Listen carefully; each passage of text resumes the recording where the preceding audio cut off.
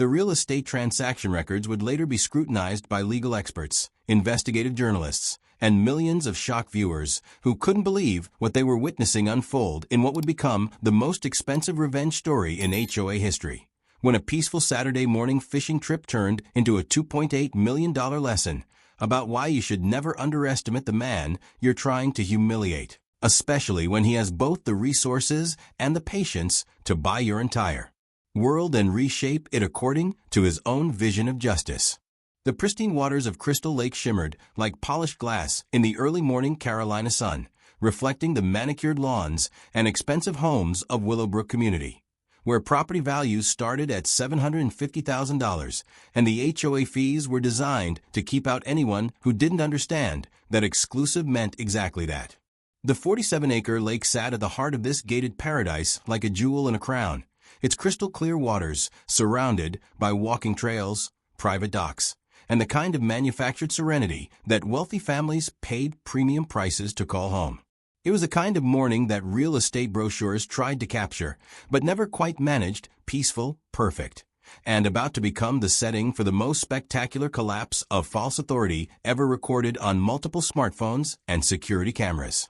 Marcus Washington stepped out of his midnight blue Tesla Model S at exactly 6:45 a.m., his movement carrying the quiet confidence of someone who had earned every luxury in his driveway through intelligence, persistence, and the kind of strategic thinking that had built him a cybersecurity empire before his 40th birthday. At 42 years old, Marcus possessed the calm bearing of a man who had survived the challenges of growing up in inner-city Detroit, earned a full scholarship to MIT, and built a software company that he had sold 3 years earlier for $50 million. His weekend fishing gear was expensive but understated, the kind of equipment chosen by someone who understood quality but had no need to advertise his success to neighbors who would learn about his capabilities in ways they never anticipated. The Willowbrook community stretched out around Crystal Lake like a monument to suburban perfection, its tree-lined streets winding between homes that represented the American dream achieved through decades of careful financial planning and professional success.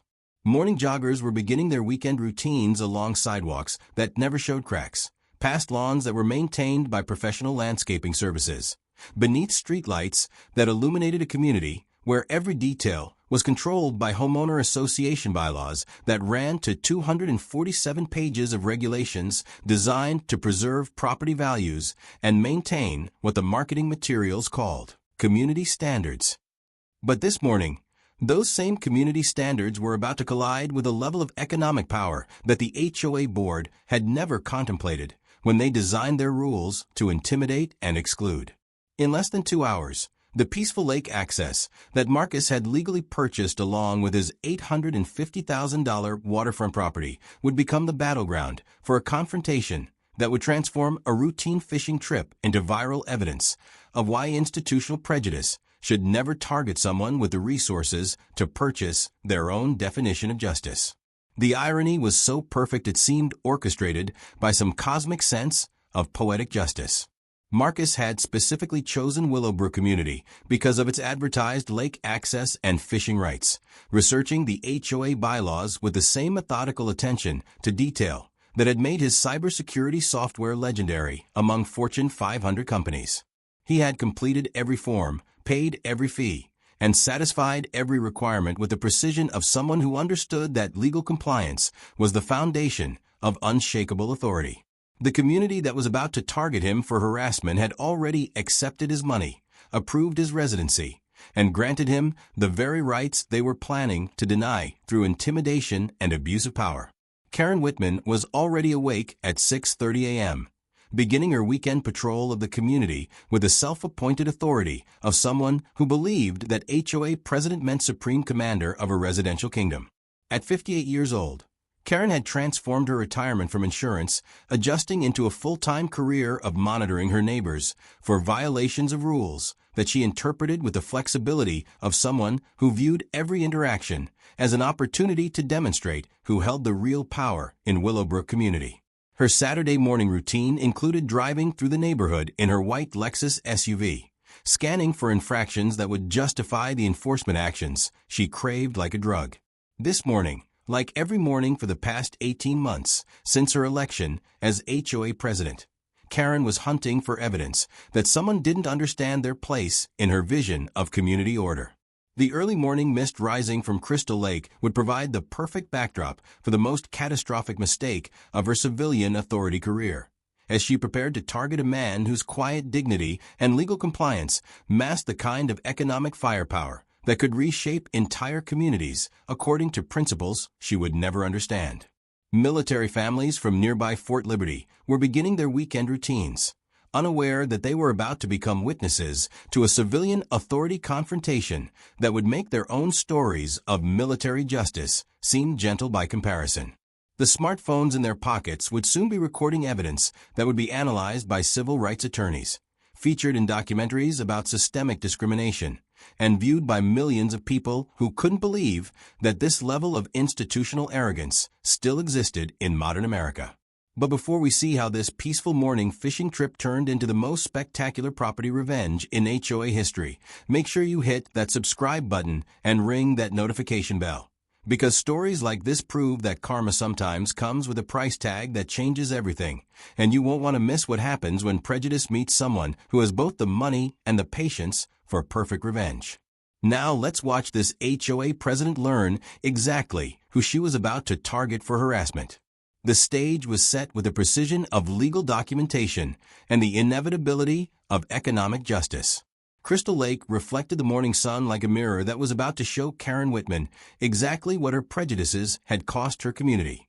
While Marcus Washington prepared his fishing equipment with the same methodical care he had used to build the fortune that would soon reshape Willowbrook community according to his own definition of inclusive excellence.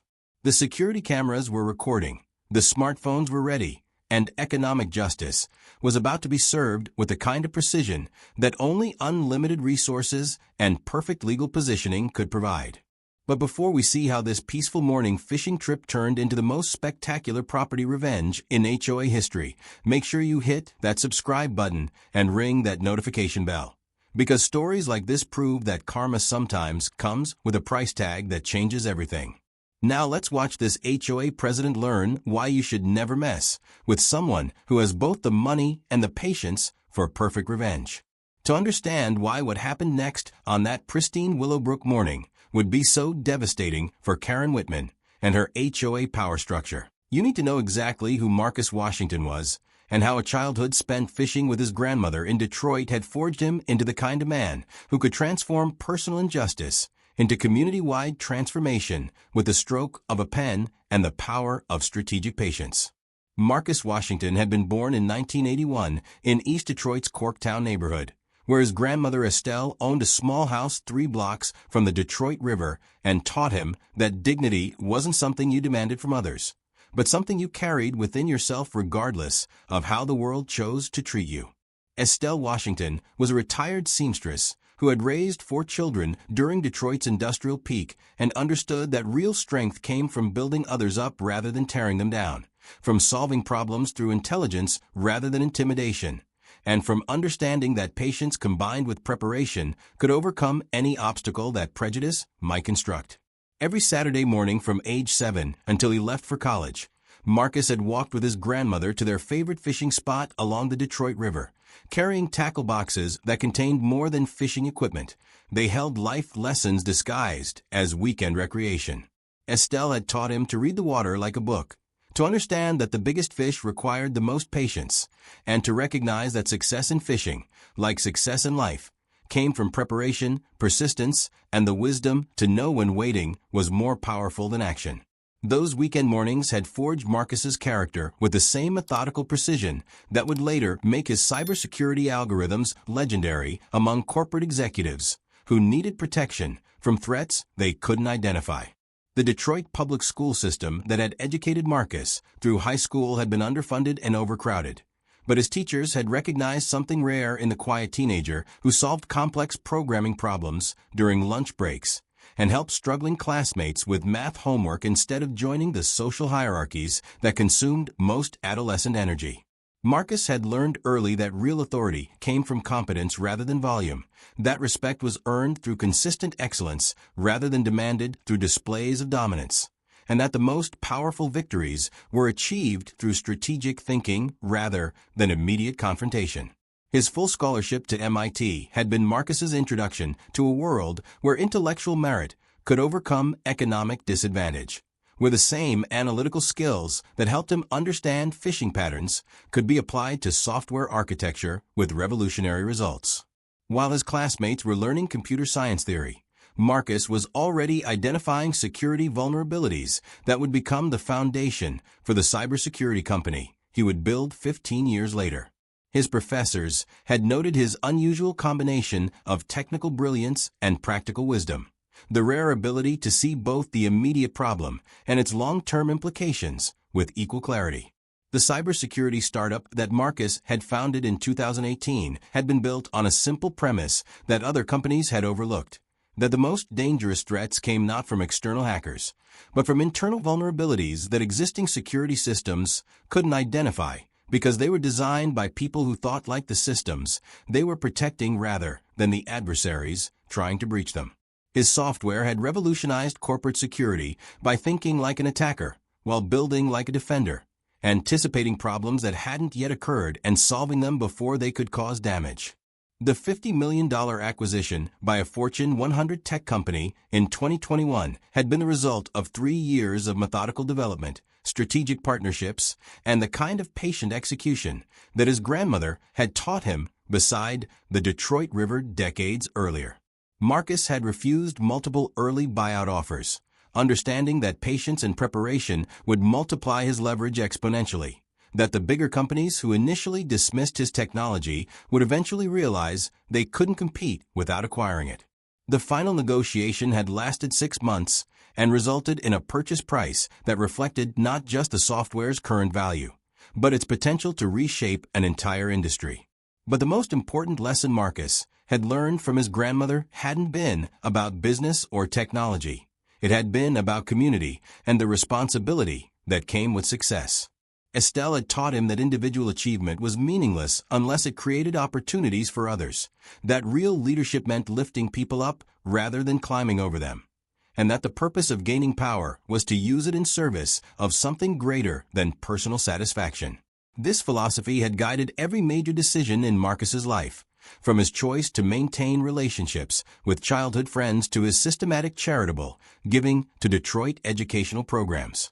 His decision to move to Willowbrook Community had been motivated by more than just the desire for lake access.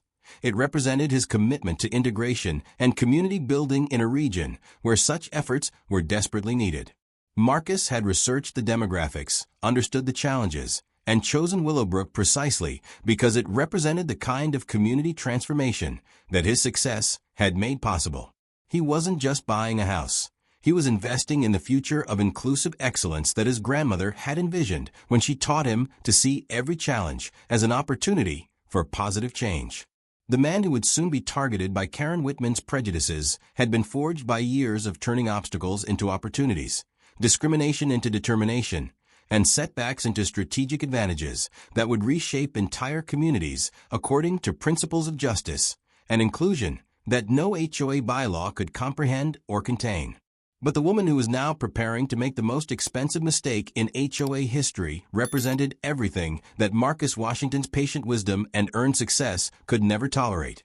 And in 90 minutes, that fundamental contradiction would cost an entire community their lake access, while revealing what happens when manufactured authority meets unlimited resources backed by unshakable legal positioning. Karen Whitman had been born in 1965 in Statesville, North Carolina, to a family whose sense of social order had been shaped by generations of believing that respect was something you inherited rather than earned, that authority came from who you were rather than what you had accomplished, and that maintaining community standards meant keeping certain people in their designated places regardless of their qualifications or character. Her father, Robert Mitchell, had been a mid-level bank manager whose greatest professional achievement was denying loans to applicants he deemed unsuitable for the neighborhood, while her mother, Dorothy, had built her identity around membership in social organizations that existed primarily to exclude others rather than accomplish anything meaningful. From her earliest memories, Karen had been taught that the world was divided into those who belonged and those who needed to be reminded they didn't, those who naturally commanded respect, and those who required constant supervision to prevent them from overstepping boundaries that were invisible but absolute. Her childhood in Statesville had reinforced these lessons through a social structure where success meant having control over others rather than contributing something valuable, where leadership was defined by the ability to say no rather than the wisdom to build something better. The insurance adjusting career that had sustained Karen through 32 years of middle management had been perfect training for the role she would eventually claim as HOA president. As a claims adjuster for Piedmont Insurance, Karen had learned to transform human suffering into bureaucratic procedures, to use policy language as weapons against vulnerable people, and to find reasons to deny claims rather than reasons to help families rebuild their lives after disasters. Her performance reviews consistently praised her for maintaining company standards and protecting shareholder interests, corporate euphemisms for her ability to find technical violations that justified withholding payments from people who had paid premiums for decades. But Karen's true talent had been revealed in her treatment of colleagues and subordinates who didn't fit her narrow definition of professional acceptability. The young Hispanic claims processor who had been transferred to another department after Karen's complaints about communication issues. The black manager who had been subjected to Karen's detailed documentation of minor scheduling conflicts until he requested a transfer to avoid further harassment. The pattern that any objective observer could have recognized. A systematic campaign of bureaucratic intimidation targeting anyone who represented change in her carefully ordered world. Her marriage to Bill Whitman in 1994 had been the union of two people who shared a fundamental belief that authority without accountability was the natural order of things. Bill, a police sergeant with 25 years of experience, had taught Karen the finer points of using official power to achieve personal objectives, of documenting minor infractions that justified disproportionate responses, and of building networks of institutional protection that shielded questionable behavior from oversight or consequences. Their dinner conversations had been master classes in transforming personal prejudices into official policies. Karen's retirement from Piedmont Insurance in 2018 had been celebrated by colleagues who were relieved to see her go, but it had also freed her to pursue the kind of direct power over others that corporate human resources departments had limited. The move to Willowbrook Community had been motivated by more than just the desire for lake access. It represented Karen's opportunity to find a domain where her talents for intimidation and control could flourish without the bureaucratic constraints that had limited her corporate authority. Her election as HOA president 18 months earlier had been achieved through a campaign that promised to maintain property values and preserve community character, coded language that appealed to residents who shared her anxieties about demographic changes in the broader region. Karen had identified the 4 other board members who could be controlled through a combination of social pressure and strategic alliance building, creating a power structure that allowed her to transform personal prejudices into community policies with legal backing. The pattern had begun within weeks of her election. The Martinez family had been cited for excessive outdoor decorations when they installed a small Virgin of Guadalupe statue in their garden. The Johnson family had received warnings about noise violations when their teenage son practiced basketball in their driveway. The Chin family had been threatened with fines for unauthorized vehicle parking when relatives visited for a birthday celebration.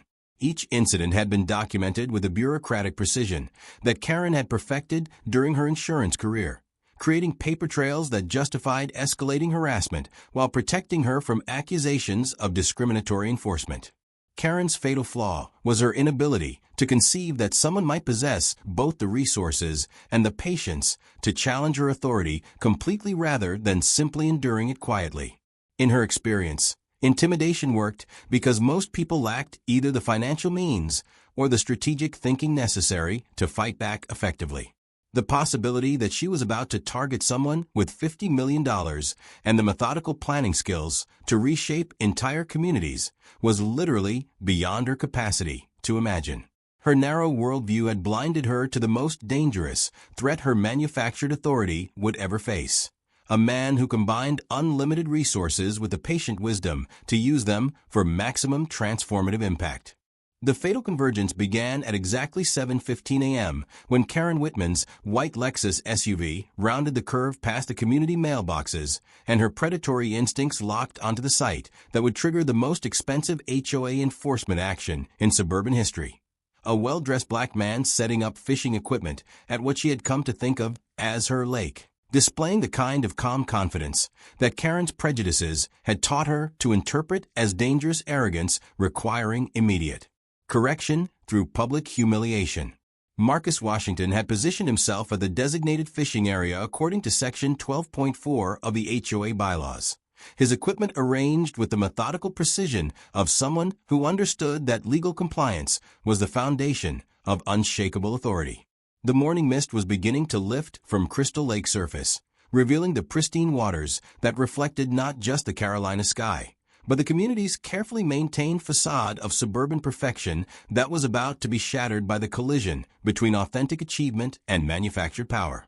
Karen's morning patrol had been routine until this moment, a slow cruise through Willowbrook's tree-lined streets, scanning for violations that would justify the enforcement actions she craved like a daily vitamin. She had noted the Martinez family's lawn sprinkler running 15 minutes past the HOA's water conservation guidelines, mentally drafting the violation notice she would send that afternoon. She had photographed the Chun family's newspaper still on their driveway at 7:10 a.m., potential evidence of failure to maintain property appearance standards that could escalate into fines if they didn't respond with sufficient deference to her authority. But the sight of Marcus at Crystal Lake triggered every insecurity and prejudice that had been festering in Karen's mind since the demographic changes had begun transforming Willowbrook from the exclusively white enclave she had expected when she purchased her $675,000 home. In her twisted interpretation of community dynamics, confident black men represented existential threats to property values, social order, and the invisible hierarchy that she believed gave her life meaning and purpose. The irony was devastating in its perfection. Marcus had specifically chosen his fishing spot based on careful research of the community bylaws, selecting the designated recreational area with the same analytical precision that had made his cybersecurity software legendary among Fortune 500 executives. He had completed every required form, paid every mandated fee, and satisfied every legal requirement with documentation that would survive any bureaucratic challenge Karen might construct. The man she was about to target for harassment had already proven his legal right to be exactly where he was, doing exactly what he was doing. Karen pulled her Lexus into the parking area near the community center, her mind already constructing the narrative she would use to justify what she was planning to do. This was the same mental process she had perfected during 32 years of denying insurance claims, the transformation of legitimate activity into suspicious behavior, of legal compliance into evidence of attempted rule circumvention, of calm dignity into arrogance that required aggressive correction through official authority. She reached for her phone to call Bill, her retired police sergeant husband, whose experience had taught her the importance of backup when confronting people who might not respond appropriately to initial intimidation. "Honey, I need you down at the lake," she whispered into the device, her voice carrying the excited tension of someone who had found the perfect target for a demonstration of power. "There's a situation developing that might require law enforcement intervention." The federal security cameras, positioned throughout Willowbrook's common areas, were recording every moment with high-definition clarity, their digital eyes capturing what would soon become evidence in legal proceedings that would reshape HOA law throughout North Carolina. The Ring doorbell cameras from nearby homes were beginning to register the unusual activity as residents emerged for their weekend routines, their military and corporate backgrounds giving them instinctive awareness that something significant was brewing near the lake. Marcus remained focused on his fishing preparations, unaware that he was about to become the target of the very institutional prejudice that his success had been designed to overcome. The peaceful morning that had begun with thoughts of his grandmother's lessons about patience and preparation was seconds away from becoming a confrontation that would test every principle she had taught him about responding to injustice with strategic thinking rather than immediate anger. The stage was set with the precision of legal documentation and the inevitability of economic justice.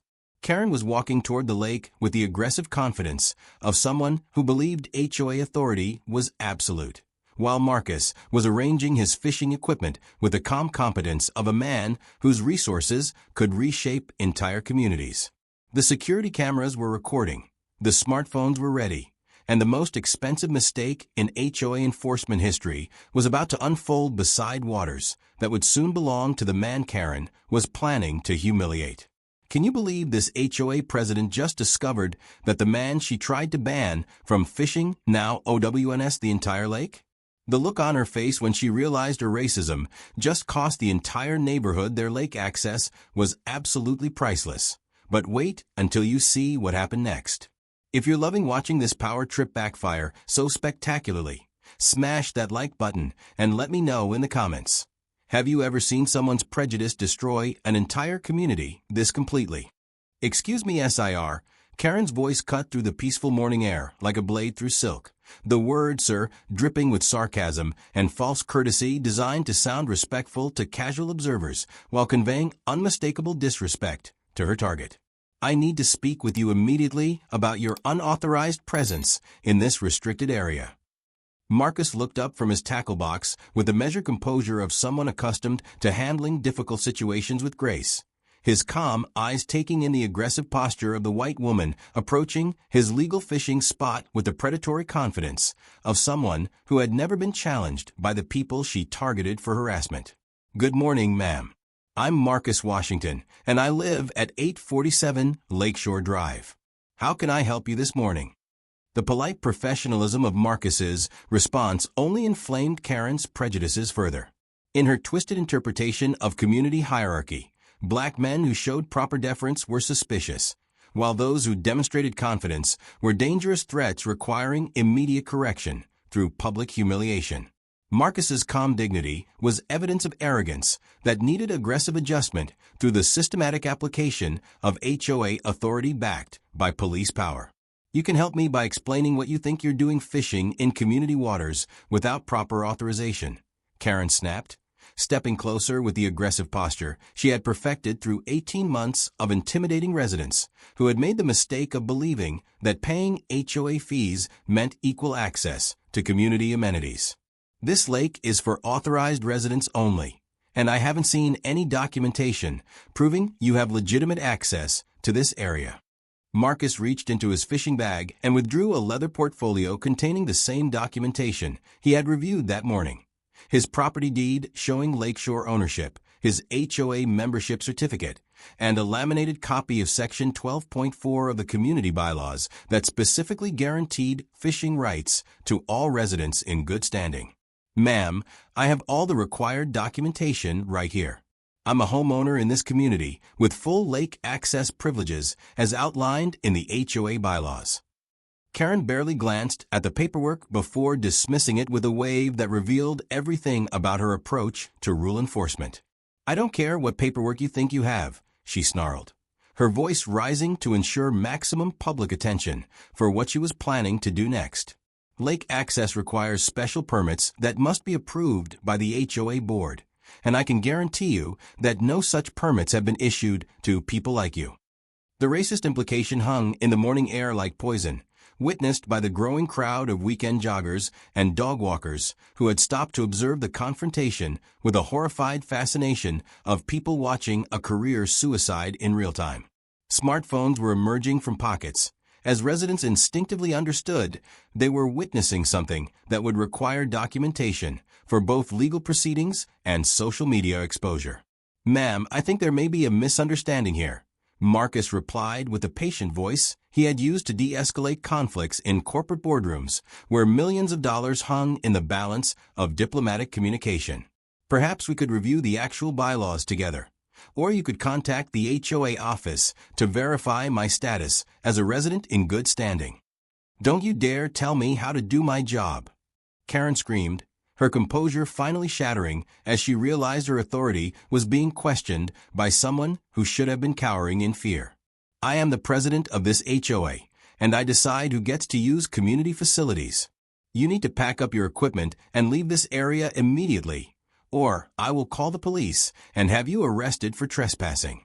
Bill Whitman's police cruiser, technically his personal vehicle, but equipped with emergency lights from his security consulting business.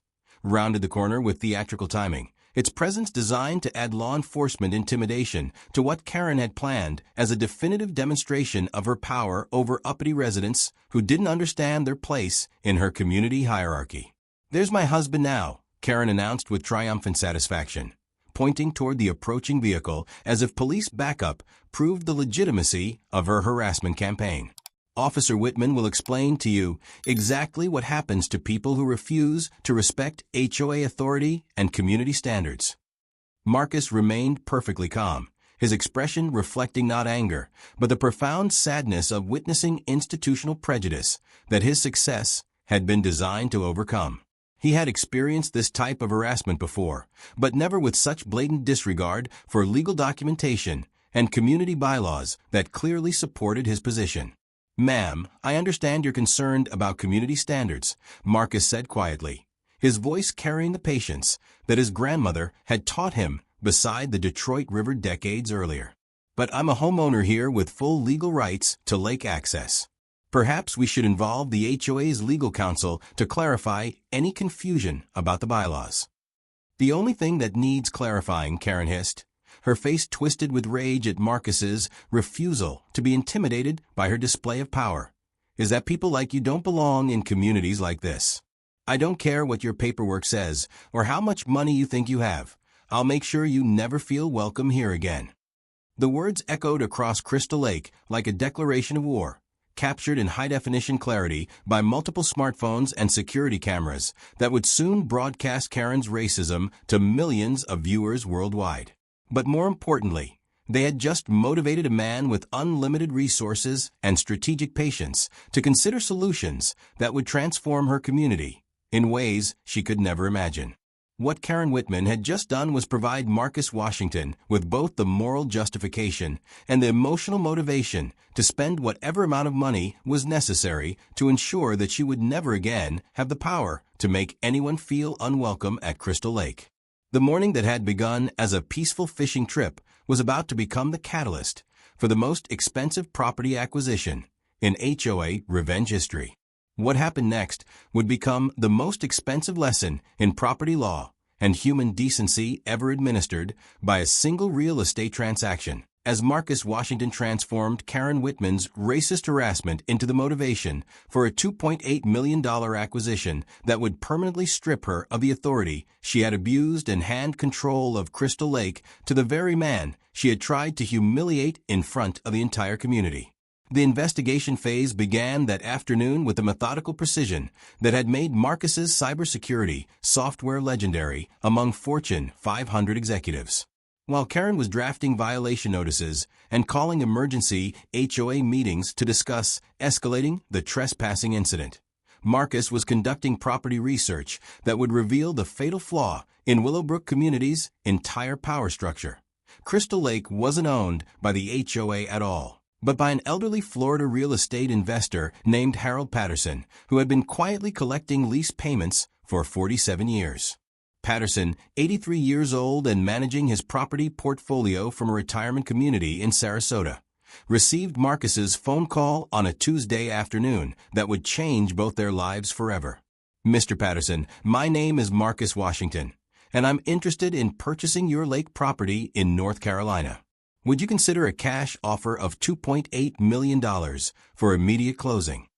The asking price in Patterson's dusty property files had been $2.2 million, a figure he had established based on 2019 appraisals and never expected anyone to meet, much less exceed by $600,000.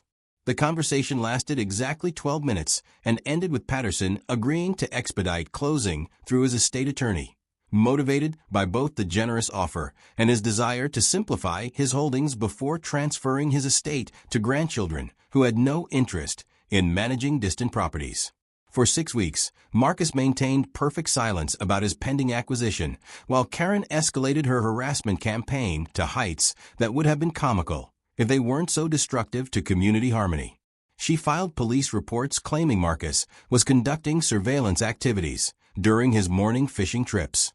She organized emergency HOA meetings demanding his immediate removal from the community. She circulated petitions among residents claiming that outside agitators were threatening property values and community safety.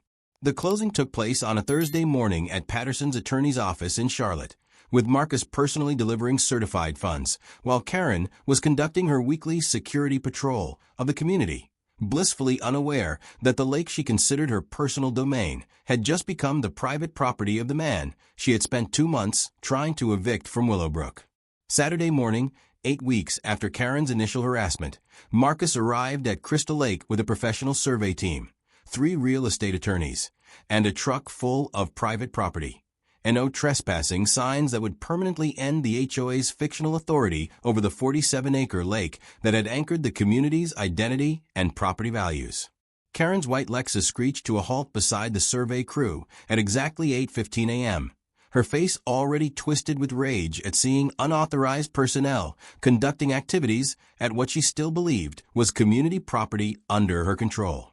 "Excuse me, you cannot be here without HOA permission," she screamed at the lead surveyor, who looked up from his equipment with the bemused expression of someone about to deliver life-changing news.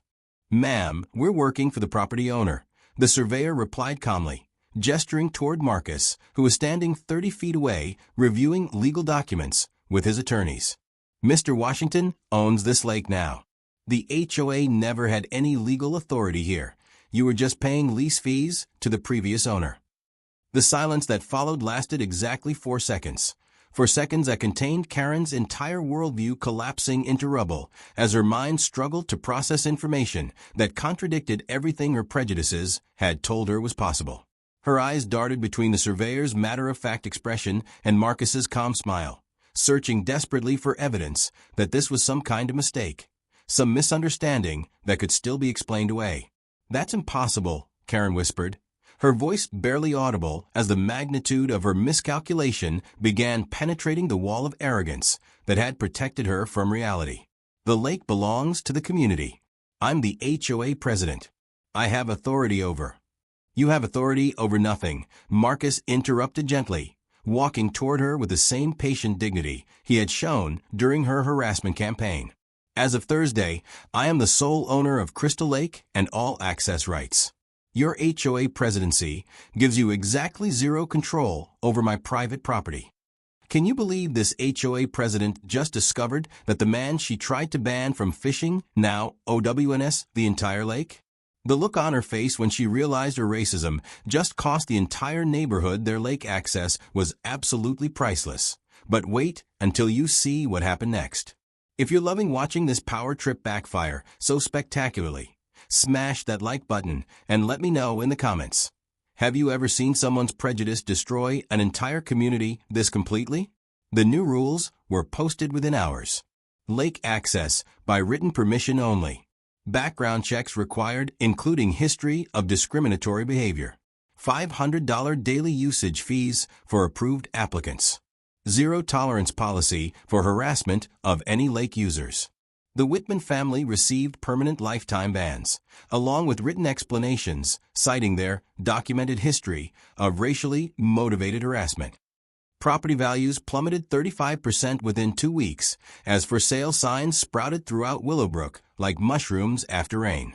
Karen was forced to resign as HOA president after residents blamed her racism for the community's financial catastrophe.